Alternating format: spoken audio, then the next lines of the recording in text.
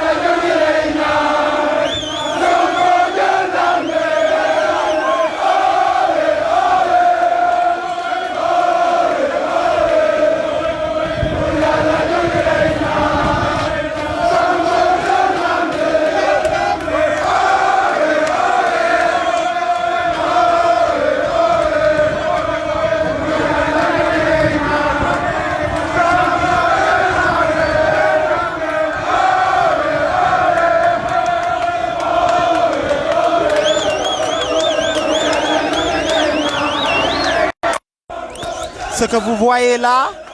c'est une partie de la victoire du peuple sénégalais. Une partie de la victoire du peuple sénégalais là, parce que le président Ousmane Sonko est placé sous contrôle judiciaire, te acquittement total ak non-lieu la ñu bëgg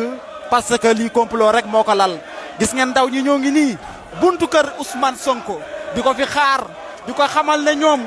kontaan nañ. Ça c'est la victoire du peuple sénégalais. Ça c'est la victoire du peuple sénégalais.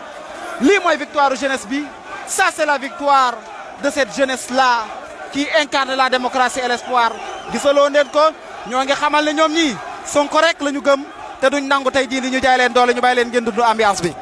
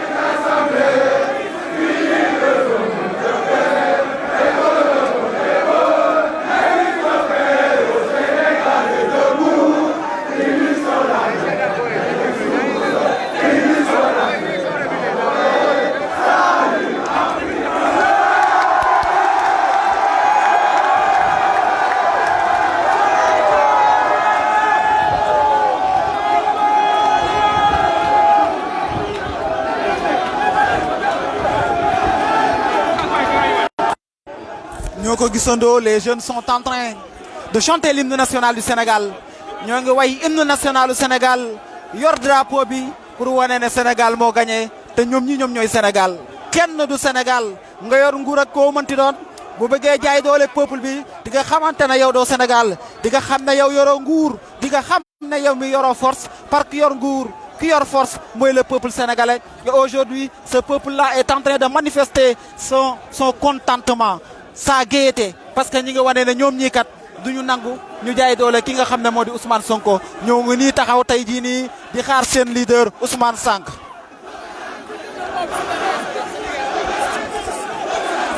waaw gis ngeen xale yi seen yaram tàng na nag kenn mënatu leen a téye xanaa rek ñu xam ne ndaw ñi ñoo ni mel deret ndaw dafa tàng ñoom ñoo commencé nii tey jii nii di manifester wu ñu bàyyi leen encore une fois de plus ngeen dund ambiance bi dund leen ambiance bi ak xale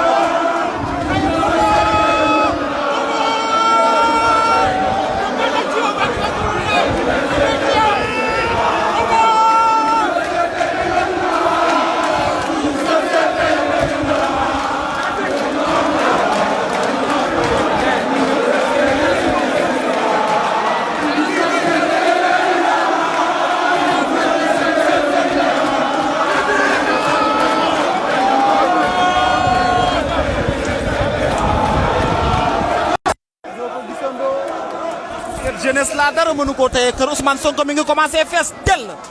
ñëpp a ngi daw si di ñëw fii cette jeunesse là pour témoigner à Ousmane Sonko xamal ko de kontaan nañu ñu bàyyi leen ambiance bi.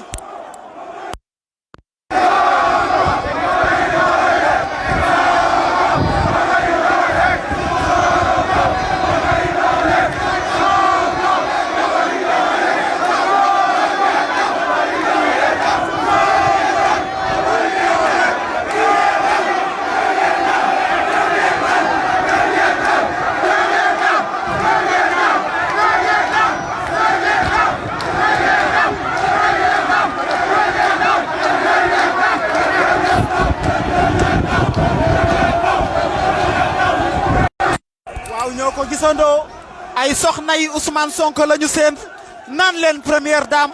ñoo ko gisandoo ay soxna yi Ousmane Sonko la ñu seen ak njabootam naan leen première dame lii daal ku mu doyul gisuma lu lay doy te ñun ñoo gisandoo lii ni mel ñoo ko gisandoo ay soxna yi Ousmane Sonko la ñu naan première dame vraiment ñoo ko gisandoo ñun ñëpp.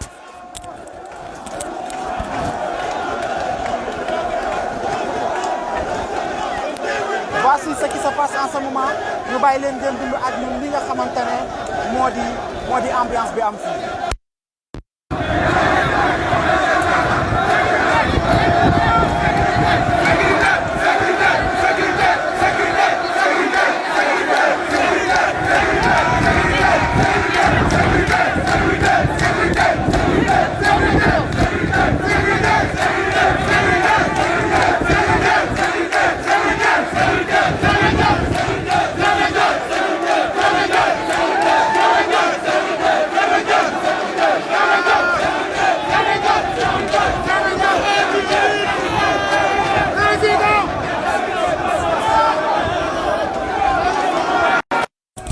waaw ñu xamal leen ne rek comme vous le voyez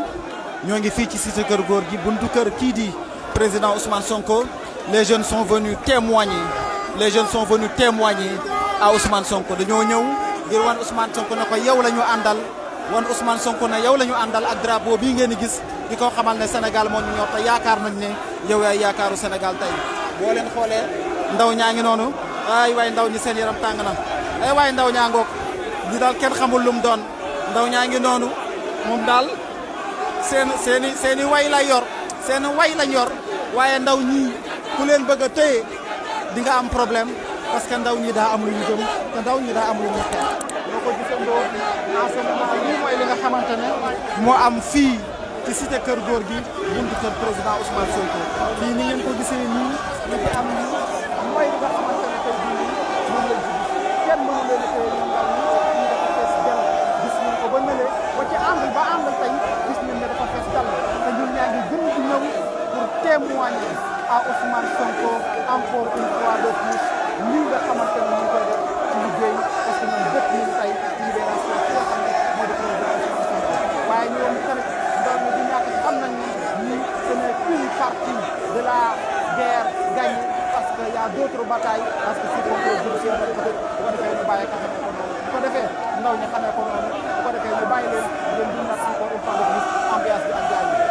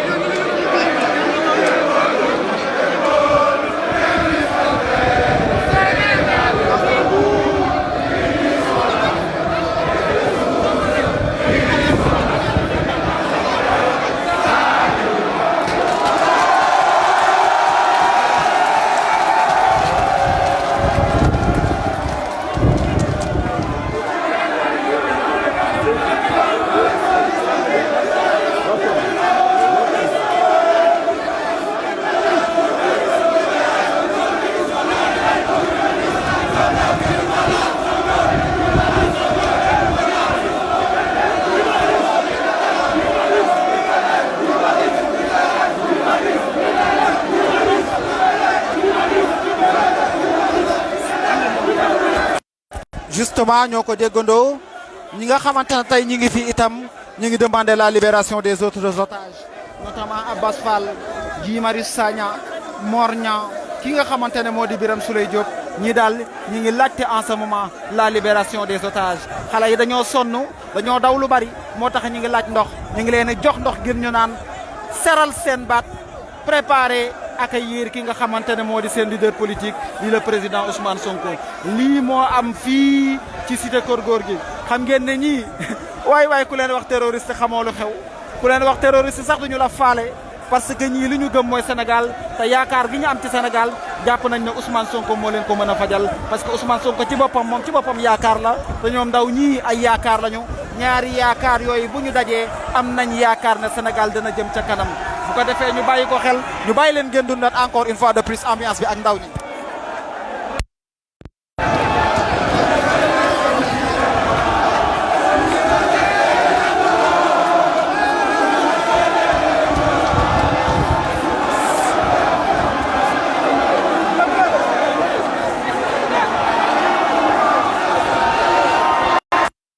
dafa mel ni nag Ousmane Sonko ngi noonu di accident mel ni xamuma moom la am déet parce que mbooloo mee ko tiim te oto baa ngi avancé ndànk-ndànk nii ngeen di seen noonu am na oto buy ñëw nii muy mel ni kii di président Ousmane Sonko la moom la am du moom ñun xamuñu waaye bu dee moom di ngeen am exclusivité bi daal di koy gis mu wàcc ci otoom saafonte ak ñi nga xamante ñoom ñooy sénégalais yi lii daal bëgg nañ koo defal ko ki nga xamante ne moo di Ousmane Sonko lii daal foofu nit ñi xam ko lii daal mooy li am fii nga xamante ne moo di cité kër góor gi ñi ngi xaar kii nga xam ne président Ousmane Sonko maa ngi gis benn waaye nee na nee du moom ñoo ngi naan du moom.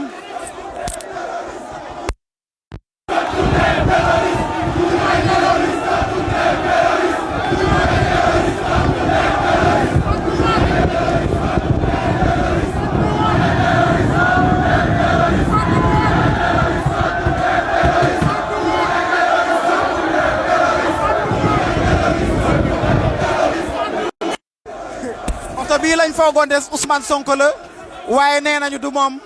kon xale yi dañuy xaaraat parce que yàkkamti nañ lool kii di Ousmane Sonko egsi fi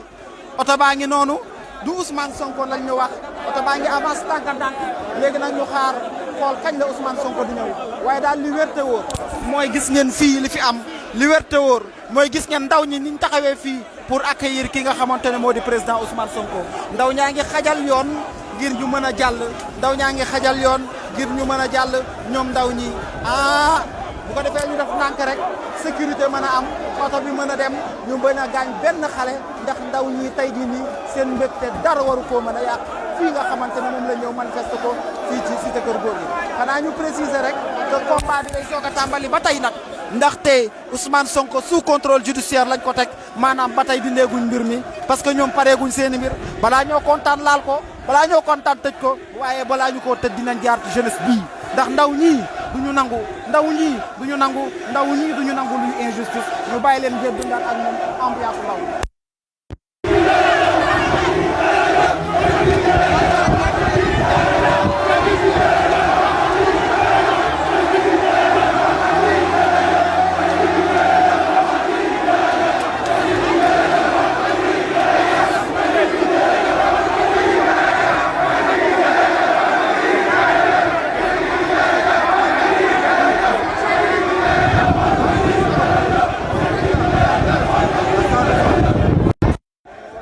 waaw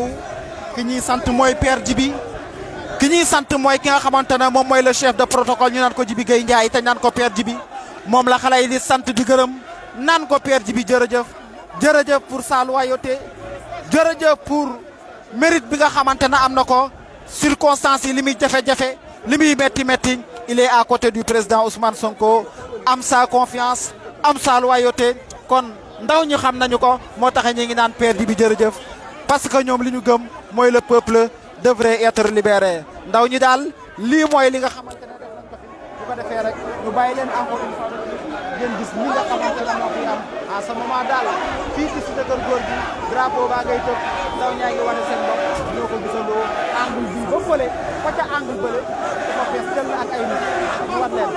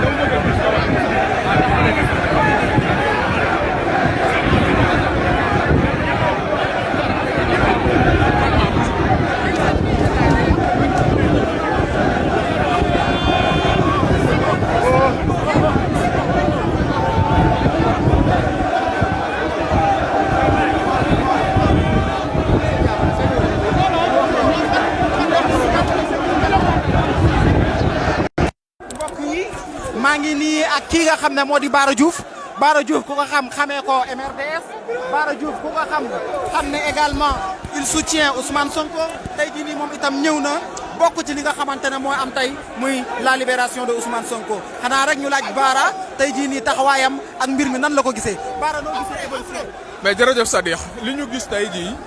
nekkul lu dul benn étape bu importante ci combat bu ñuy combattre parce que il faut que ñu wax ne au-delà de Ousmane Sonko nous sommes dans un combat global un combat pour la souveraineté du peuple sénégalais et que tey jii ces personnes qui ont voulu embastiller le président Ousmane Sonko doivent comprendre que Ousmane Sonko aujourd'hui a l'onction du peuple tey jii Ousmane Sonko peuple bi moo ànd ak moom tey jii Ousmane Sonko peuple bi moo jóg protéger ko parce que comprendre nañ ne ñoom seeni aspiration yu ñu gën a bëgg Ousmane Sonko mooy ki nga xamante ne moo gën a nekk à même ba nga xam ne mooy porter ko tey jii li ñu gis nii ñu gis ko depuis ay fan peuple sénégalais jogal boppam wax ne dañuy bañ injustice wax ne président de la république amul droit ne moom moo fiy nekk mooy décider kan lay xeexal ak kan marul xeexal par ne sénégalais yi dañoo jàpp ne seen démocratie ñoo ko mën a défendral seen bopp lu am solo la mobilisation bu ñu mobiliser nag tey jii dañ koo war a gën a continuer suñu mobiliser ba ñu libérer tous les otages politiques de ce régime là tey jii loolu mooy l'objectif aujourd'hui parce que au-delà de Ousmane Sonko il y a aussi d'autres pères et des mères de famille ñoo xam ne ils sont en prison de manière anormale de manière injuste et loolu dañoo war a continuer xeex ko loolu mooy xeexu Sénégal yëpp parti bu ñu mënti bokk mouvement bu ñu mënti bokk daa xam toll nañ foo xam ne ñun Sénégalais dañoo war a jël suñu responsabilité delluwaat suñu réew ñu jël ko moom ko parce que suñu réew ñun ñoo ko moom keneen moomu ko réew mi santul Sall santul Diouf santul Sonko réew mi Sénégal yëpp ko bokk mais tey jii li nga xamante ne gis nañ ko tey jii taxawaay bi nga xam ne peuple bi taxaw nañ ko Ousmane Sonko c'est un signal fort boo xam ne jox nañ ko Ousmane Sonko jox nañ ko képp ko nga xamante ne am nga taxawaay pour peuple bi dina la delloo taxawaay bi nga war a taxaw tey jii amul kenn ku ñu war a ragal amul kenn ku ñu mën a ragal amul benn puissance bu gën a fort puissance su peuple bi moo yor puissance moo koy exprimer te war a ne boppam tey jii loolu moom dina sës loolu dina dem et tey jii dinañ dem ba li nga xamante ne mooy libération complète du peuple am incha allah. léegi ñu gis ne Ousmane Sonko dañ ko placé sous contrôle judiciaire ñu xam ci wàllu justice loolu lu muy firi est-ce que jàpp nga ne combat bi nga xamante ne ñii ñu ngi koy xeex combat boobu jeex na wala lu ñuy continuer di mën a la. non combat bi jeexul xam nga Sénégal dañoo nekk Sénégal yàlla daf ñoo may ñoom ay régulateurs sociaux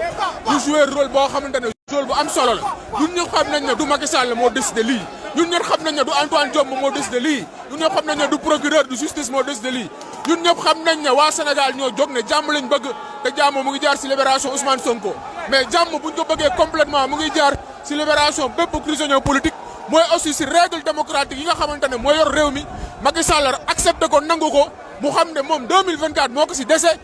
monsieur le président Macky Sall 2024 lay jeex mu dem bàyyi ñoog suñu réew démocrate musulman ñu choisir suñu président te tey jii Sénégal yi wane nañ ne aujourd'hui lii leer ba leer mooy ne fii ak 2024 dañuy maintenir suñu pression ba fal Ousmane Sonko président de la République ba pare foofu nag le combat bi di soog a commencé parce que le vrai combat mooy ñu fexe ba Sénégal xiif geeg mar geeg feebar bi Sénégal ndóol gi Sénégal ñàkk sécurité bi jóge fi ba faw te loolu mënuñ ko am tant que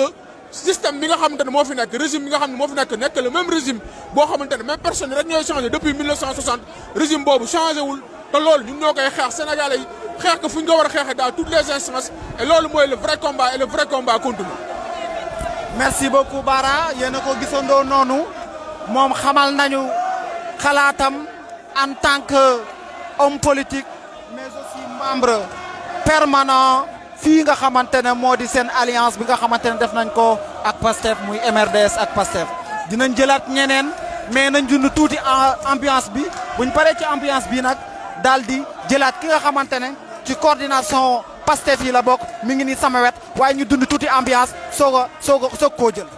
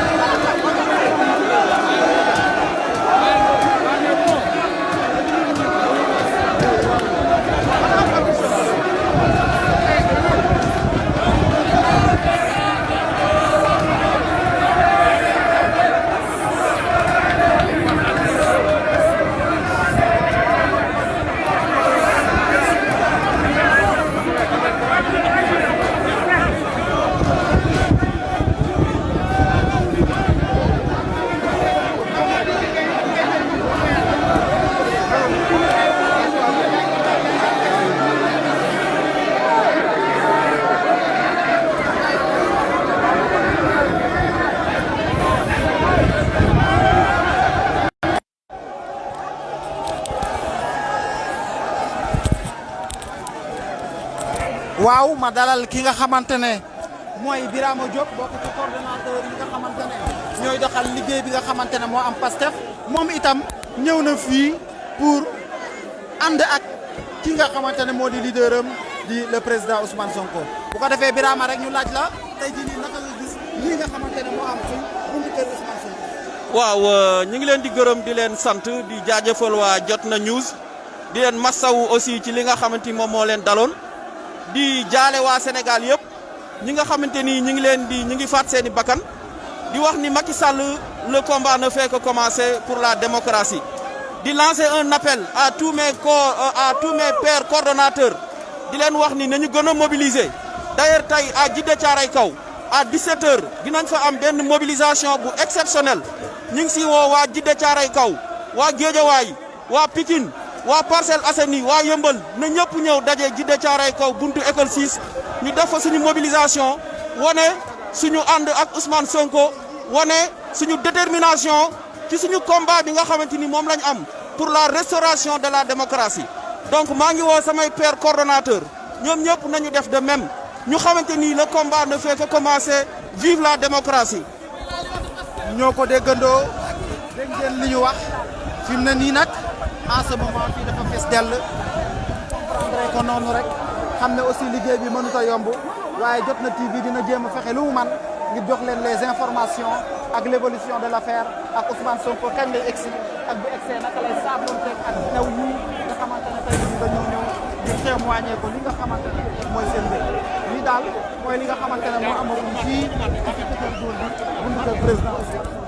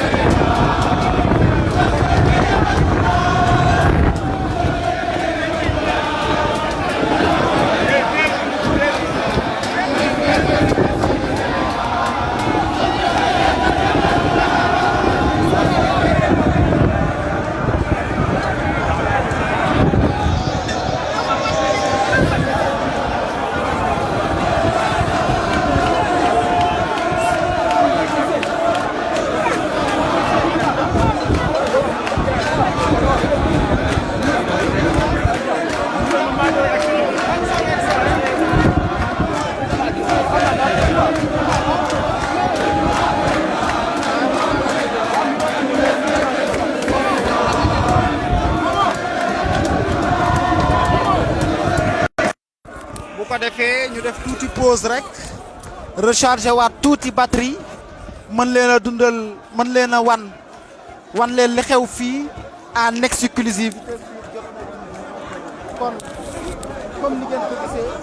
mbooloo maa ngi nii fees dell di xaar ki nga xamante ne moo di président Ousmane Sonko ñun dañ leen di jox tuuti rek ngeen may ñu lu war a jege ci benn 15 à 20 minutes ñu rechargé waat tuuti batterie yi en attendant ñuy xaar ki nga xam ne moo di président Ousmane Sonko mu egsi loolu daal faw ngeen bàyyi ko xel loolu mooy information yi nga xamante ne mën nañ leen koo jox